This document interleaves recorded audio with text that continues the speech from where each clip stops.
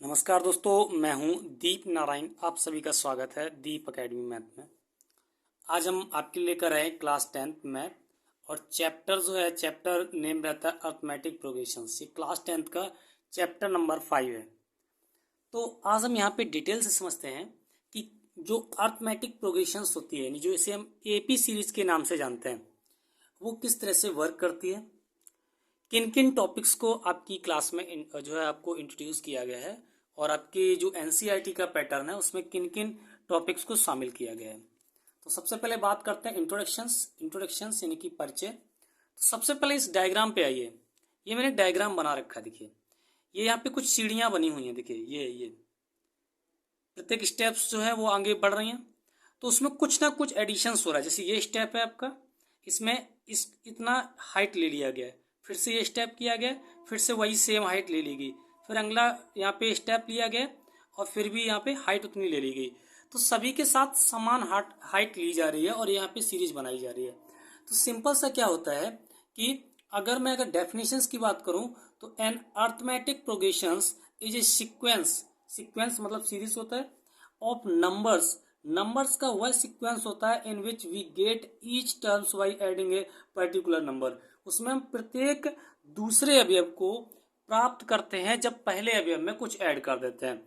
अगर मैं एग्जाम्पल्स की बात करूं तो एग्जाम्पल्स की मैं बात करूं, जैसे मैंने यहाँ पे लिखा 2, फिर मैंने यहाँ पे लिखा 5, मैंने यहाँ पे लिखा 8, मैंने लिखा यहाँ पे 11 और मैंने यहाँ पे लिखा 14 और मैंने सो ऑन करके और भी नंबर्स यहाँ पे ऐड करने चाहिए।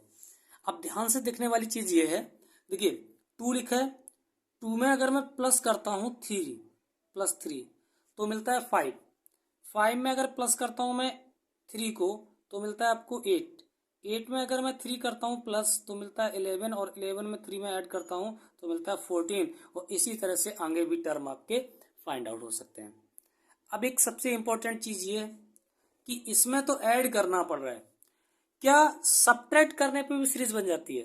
तो हाँ, बिल्कुल बन जाती है। अगर मैं यहाँ पे लिखूं 10, यहाँ लिखूं 8, 6, 4, 2 और 0, तो यहाँ पे देखिए 10 से 8 पे आने पे आपको -2 करना पड़ रहा है, 8 से 6 पे आने पर अगेन -2 करना पड़ रहा है, 6 से 4 पे आने पर अगेन -2 और -2 एंड -2। क्लियर हुआ? इस तरह से करना पड़ रहा है। तो यहाँ पे देखिए इस सीरीज और इस सीरीज में या तो किसी एक कांस्टेंट यानी हम जिसे बोलते हैं पर्टिकुलर नंबर, जैसे यहाँ पे मैंने वर्ड मेंशन किया था पर्टिकुलर नंबर, तो पर्टिकुलर नंबर को ऐड किया जा रहा है। क्लियर हुआ है ना? ऐड किया जा रहा है या पर्टिकुलर नंबर को सब्ट्रैक्ट किया जा रहा है। तो इस तरह जो सीरीज बनती है वो आपकी एपी सीरीज कहलाती है, यानी कि अर्थमेटिक प्रोग्रेशन सीरीज कहलाती है। इस टीयर से भी देखिए, ये देखिए मैंने यहाँ पे चले पर्टिकुलर हाइट दी, हाइट मतलब यही ऐड करना है। ये देखिए ये मैं यहाँ पे पर्टिकुलर ऐड कर रहा हूँ, ये स्टेप आया, इसको अगला स्टेप पे जाने के लिए फिर से यहाँ पे एक पर्टिकुलर हाइट ऐड करनी पड़ रही है। ये देखिए इस तरह से, और ये सभी टर्म्स के लिए बराबर ही होती है। क्लियर हुआ इतना? तो सिंपल सा ये होता है कि जब भी कोई आपकी अर्थमेटिक प्रोग्रेशन सीरीज होती है तो उसके टर्म को इस तरह से अरेंज किया जाता है कि या तो एक पर्टिकुलर नंबर को ऐड करने पर ठीक है नेक्स्ट टर्म मिल रहा होगा या सब्ट्रैक्ट करने पे मिल रहा होगा। उस सीरीज को बोलते हैं हम अर्थमेटिक प्रोग्रेशन सीरीज के नाम से जानते हैं। तो आशा करता हूं कि ये चीज आपको समझ में आ गई होगी।